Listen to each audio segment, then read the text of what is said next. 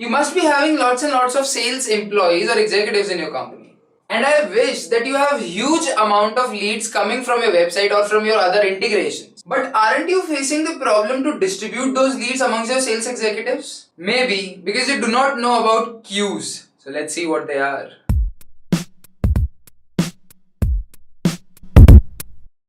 So I'm going to divide this video into basically 5 points that are: first, what purpose queues solve. I'll tell you that where queues are required and what purpose do they actually solve. And then comes the second point. What are queues in Salesforce? Then you need to understand that what are queues in Salesforce and how you're going to implement it in the third point. Now let's see what the fourth point is. Oh, that is the fourth point, that how we are going to create it. Before that, we need to first understand in the third point that how records are shared if their owner is a queue. After explaining that what are queues, you'll get to know that yes, records can be assigned to a queue rather than to a like user as an owner.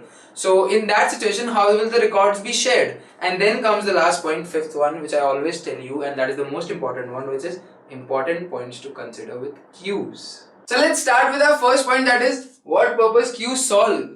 Queues are basically used everywhere where we need to share the workload between people who are working under a single team rather than assigning a work to a single person or to a single people or to two people or three people, something like that. What I mean by that is, let's suppose you have a company and you have your own call center over there, and there are 10 support executives who take calls from your customers and provide them the support. Got it? In that situation, what happens if multiple, all your 10 executives are already on a call and there comes another call? In that situation, you tell your customer or to whosoever is calling you, your call center, that please wait, your call is valuable for us. We are one of our executives, as soon as one of our executives gets free, he'll take your call. But in that situation, that call still needs to be binded to a particular thing. That thing is queue. All the calls are put into a queue, and then whenever a support executive gets free, that particular executive owns that call and provides support to your customers. This is where queues are required in call centers or support organizations or support departments basically. Let's take another example of sales department. In sales department, what happens is that you have different sales teams for different products, different sales teams for different areas. In that situation, and every sales team has multiple sales executives under them. In that situation, what happens if there are leads coming to your there are multiple leads coming from multiple integrations, to whom you will assign those leads coming so that they can get closed very fast. Yeah, you cannot assign that all the leads to a single person or to a couple of people only. You need to assign each and every lead to a different person so that they can they all can get the work, and they all can close more and more leads to get more business actually. So in that situation, you'll create different queues, and all the leads which are coming from your integrations will go to that queue, and the sales executives under that queue, let's say you have created two queues, basically USA leads and UK leads. Yeah, you have two, you have leads coming from these two places. So you have different teams under there.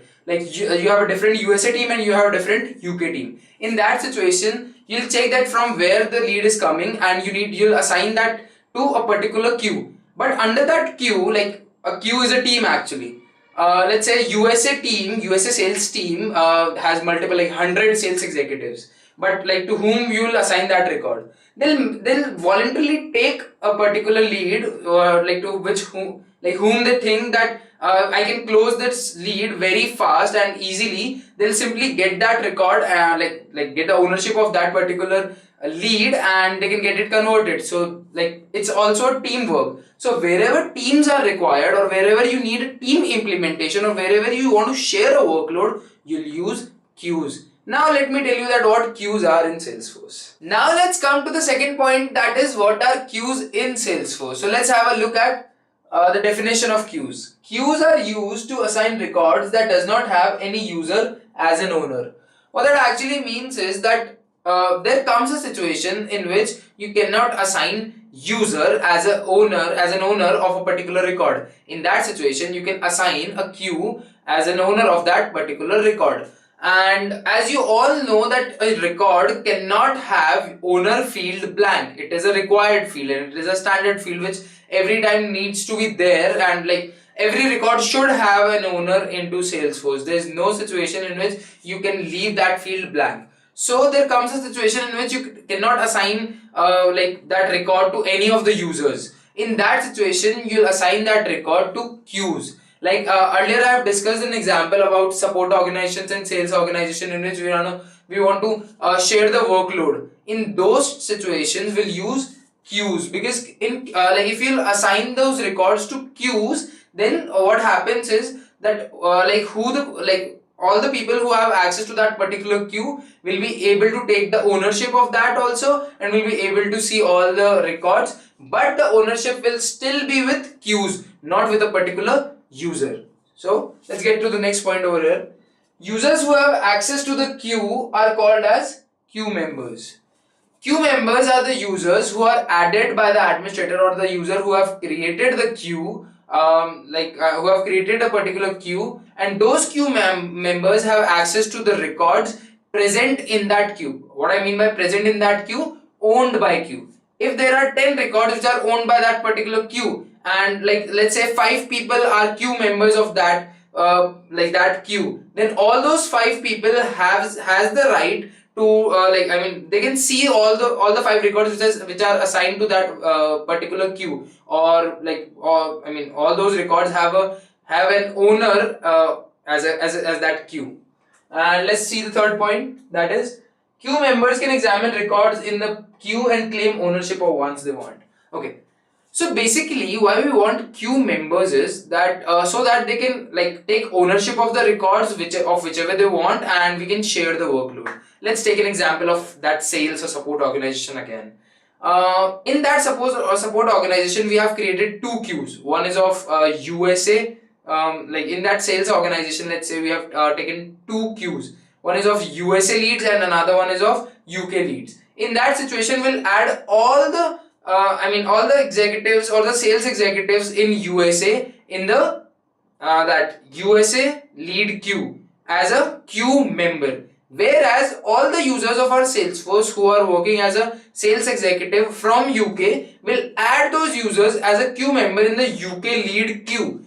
In that situation, all the sales executive will be able to see all the records which are owned by that UK lead queue, and USA sales executives will be able to access the records which are into USA lead queue, but the vice versa, the opposite is not possible. UK sales executives cannot access the USA lead queue because they are not the queue members of that particular queue. Got my point?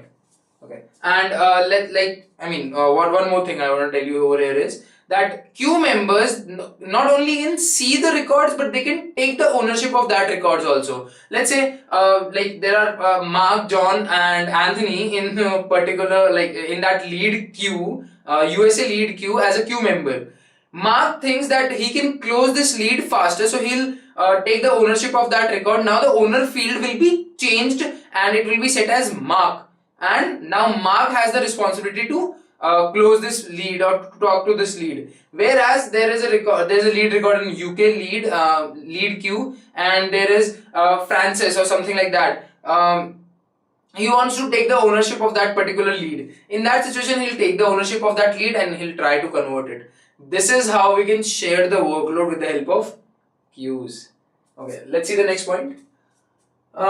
Queues are only supported for cases, leads, service contracts, and all the custom objects in Salesforce. Over here it's contracts, not contracts. So make sure you write it out like CONTRACTS. So okay, in Salesforce there are certain objects only in which queues are supported. What that actually means is there are only certain objects of which records can be assigned to a queue. We cannot assign we cannot set records of any other object from these owner of those records other than these objects as a queue. Let's say we have an object accounts. Accounts cannot have a queue. into it. Like we cannot create accounts queue, or we cannot assign account records to a particular queue, but we can do that with cases, leads, service contracts, and all the custom objects, because these are the only objects which are supported for queues in Salesforce. So you need to take care of that. And why they are supported is because let's say cases are supported because we need to as the work goes in support. I have explained in the first point also that like there are multiple cases coming every day. Now we need to share the workload, and that workload is of resolving the cases. So we need a cases lead queue. So that is the reason cases object supports queues. Whereas leads in sales organization, there are multiple leads coming, and we need to get them closed as fast as possible and share the workload as much as possible. That is the reason leads are present over here. And with service contracts, we need to review all this. There is a team to review service contracts, and we need that to be reviewed as soon as possible and to share the workload. Then we'll use service contracts, and these are also possible with custom objects, but not with any other standard object except these three. Got my point? Yeah. So, and the last point is records can be assigned to a queue by manually changing the owner field of record or with the help of assignment rules. Okay.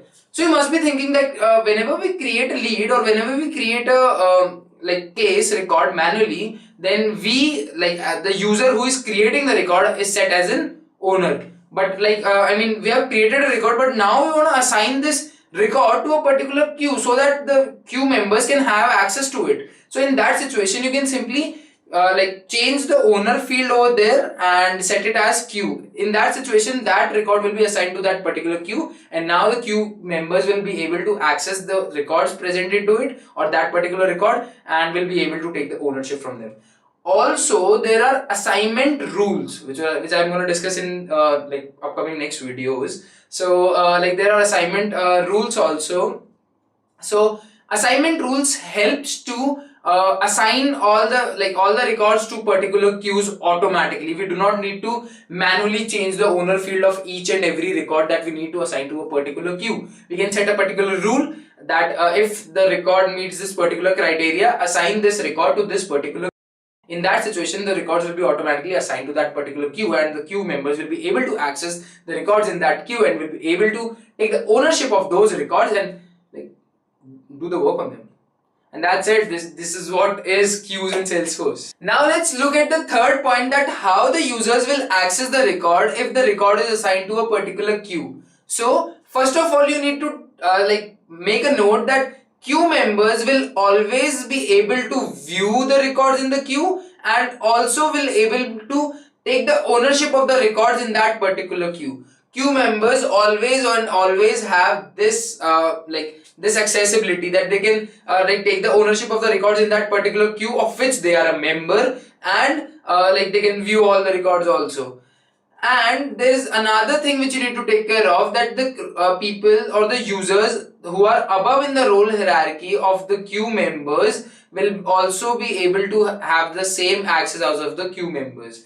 To explain this point, I'll take a simple example. Let's say there is Mark and there is Paul. Mark is a queue member of queue A, and Paul is not a queue member of queue A. So Mark will have the access of will be able to access all the records in queue A, and he'll be able to take the ownership of the records which are in queue A. But Paul will not.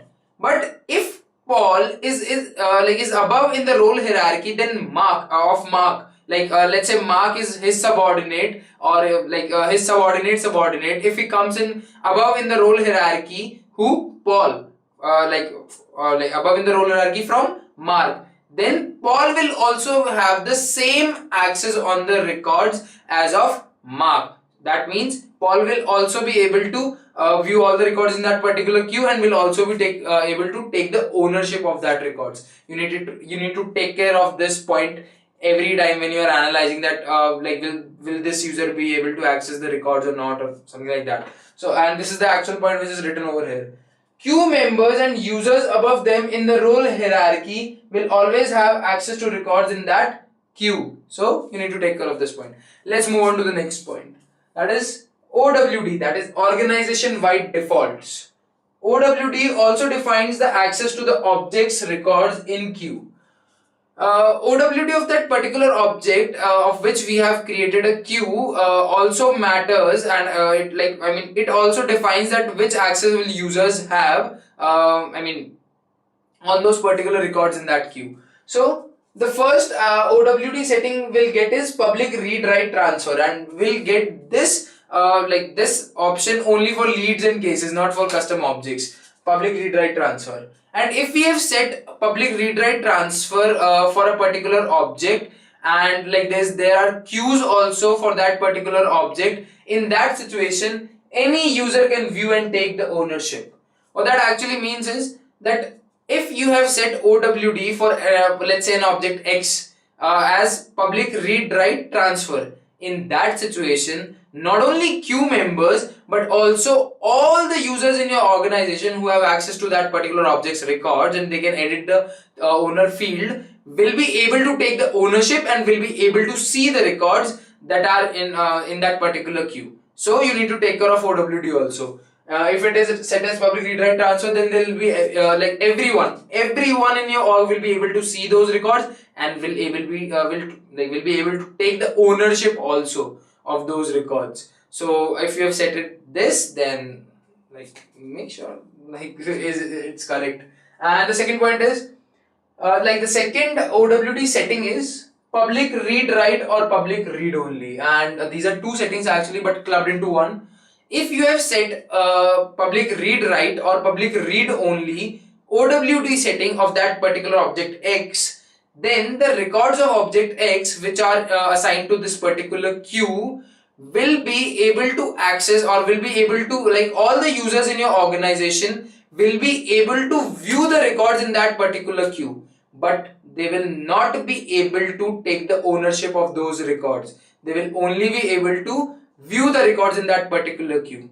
Over here in this situation, if we have set public read write or public read only as a OWD setting of that particular object, in that situation only queue members can take the ownership, but any user can view the records in that particular queue. This is what is written over here. Any user can view but can take ownership only from queues of which they are a member. What that actually means is that if there's object X, and if that object X's OWD setting is set as public read write or public read only, in that situation it doesn't matter that you are a user, you are a member of that queue or not, you'll be able to see all the records in that particular queue, but you'll not be able to take the ownership of those records. But if you are a queue member, in that situation queue members always have the access, and they have the access of viewing also, and they always have the access of taking the ownership also. So this is how it matters, and this is how it affects. Then the third OWD setting is private. If you have set the OWD setting as private, then the records which are assigned to that particular queue will be able to view or take the ownership by the queue members only. What that means is that if the OWD is private, in that situation not every user will be able to see the records in that particular queue. Only queue members can see, and only queue members can take the ownership of the records in that particular OWD setting. So this is all what I need to tell you, that how users will be able to access the records if the record is assigned to a particular queue. Now let's see that how we will create a queue. So now we are going to see that how we will create queues in Salesforce. So for that we'll simply go to setup, and in the left quick find leftmost quick find box we'll simply type queues. Is the left find box here, and like this, and we'll click on queues,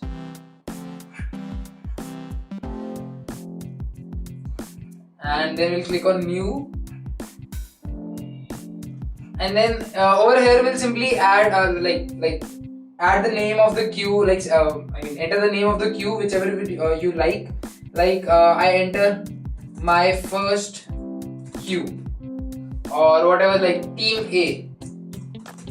A leads and bank accounts, whatever you want set over here. Then you can enter the queue email, that to which email address the notification should go whenever the queue, like a record is added. And if you want to send the email to members, then check check this box, and you can add the queue email also over here. If you check this checkbox, then the email will be sent to a member whenever a new record is added to this queue.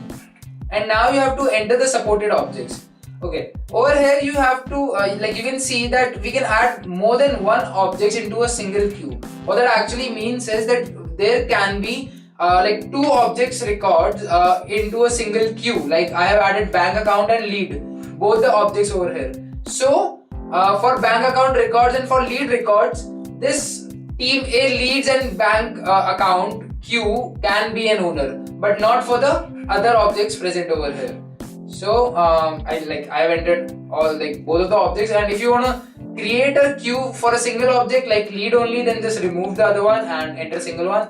And if you wanna create a queue for more than one object, then you can enter it into selected objects from the available objects. Now add the queue members. I'll add Paul Davidson, Salesforce Hulk. Not only you can add users, but you can add roles and subordinates, roles and public roles, all of them. And now click on save. That's it. It's so easy. And now what we need to do is we'll simply go to a bank account object, and we'll change one of its owner, like in this record. Okay, who's the owner? This is the owner field. Owner.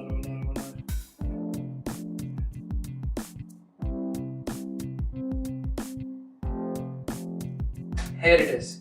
So we'll simply change it like this. Over here we'll select queues first, and then type team A leads and bank accounts. Change owner. Okay, now as you can see that this record is under this queue as an owner, team A leads and bank accounts. And we can create we can add leads also. We can add a lead record also in this queue, because we have added a supported object as lead also. So we'll go to leads, and there's a single lead over here, and I'll go to this lead, Shrey Sharma only, because he's interested in Salesforce Hulk all the time. And I'll go to details, and over here is the owner. Over here, click over here, queues,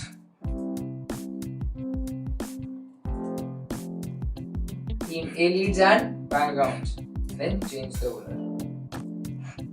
Now as you can see, this leads owner is team A leads and bank accounts. So this is how queues actually work in Salesforce. Now let's see the important points that you need to consider with queues. And now let's talk about the most interesting part, which is the important points that you need to consider with the queues. So the first point is, a single queue can have records of multiple objects, which we call as supported objects. What that actually means is that it's not like that you can have a queue for a single object only. There can be two objects for which we can make a single queue. What that means is that object A's records and object B's records, both the records can be assigned to a single queue. We do not need to create different queues for different objects, because they are not bound to a particular object. Got it? So moving to the next point is, regardless of the sharing model, users must have the edit permission to take ownership of records in queues of which they are already a member. Okay, let me take an example. You are a member of 4 queues, and you are a queue member, and queue members always have access to view the records and also to take the ownership of the records present in that queue, but only if they have the edit permission on that particular object. If you really do not have the edit permission on that object, how will you change the owner field? If you are not able to change the owner field, you cannot take the ownership of that record in that queue. So the user should always be having the access to of editing the that particular object's record in order to take the ownership, regardless of that they are member of that queue or not, and regardless of the sharing model. Okay, moving on to the third point. admin, comma, users with modify all object level permission for respective object, and users with modify all data permission can view and take ownership of records from any queue regardless of the sharing model or their membership in queue. Okay. So in this point, it is saying that administrators, users with modify all object permission on that particular object, and users who have modify all data permission on their profile will always have the access to view all the records in the queue and will always be able to take the ownership of records in any queue regardless of the sharing model and regardless of their membership. Let's take an example. Like you are not a member of any queue, and and you have a profile permission, like you have a modify all data permission on your profile. In that situation, doesn't matter which queue we are talking about, and it doesn't matter are you a member of that particular queue or not. You'll be able to view all the records of that particular queue, and you'll be able to take the ownership of all the records. Same goes with users with modify all object permission. Let's say there is object X, and like you have modify all object permission on that particular X object. So in that situation, let's say there is a queue of that object X. Then in like all the records in that queue, doesn't matter you are the member or not, you'll be able to take the ownership of those records, because you can change the owner field, and you have all the access to that particular object. Now obviously administrators can take the ownership of any record anytime of any queue, because it doesn't matter of are they member of the queue or not, they'll be able to access that. There are some more points. Wait. Now the next point is queue members can be changed by admin and person with manage object name privileges. What that actually means is that queues can be created by the admins, and the queue members that like who will be the members of this queue can only be changed or edited by admins, and also with the person who has manage object name. Object name means manage leads or manage cases, something like that, privilege on their profile. Only these people can edit the queue members. Got it? Next point is, before deleting a queue, reassign its records to another owner and remove it from any assignment rules. What that actually means is that you have a queue A and you want to delete that queue, but before deleting that, you first need to reassign all the users to another queue or to a particular user from that queue A, because again, records cannot have a blank owner field. So blank owner field value. So in that situation, you'll have to reassign all the records, and also you have to delete this queue from any of the assignment rules if there is any. That's it about queues. Now what are you waiting for? Just hit the subscribe button to get a weekly video all related to Salesforce with the Salesforce Hulk. And if you're watching this video on Facebook or LinkedIn, there's a link down on the comments. Just hit that link, go to the YouTube channel, hit the subscribe button to get weekly videos all related with Salesforce. So see you next week. Until then, bye bye, take care.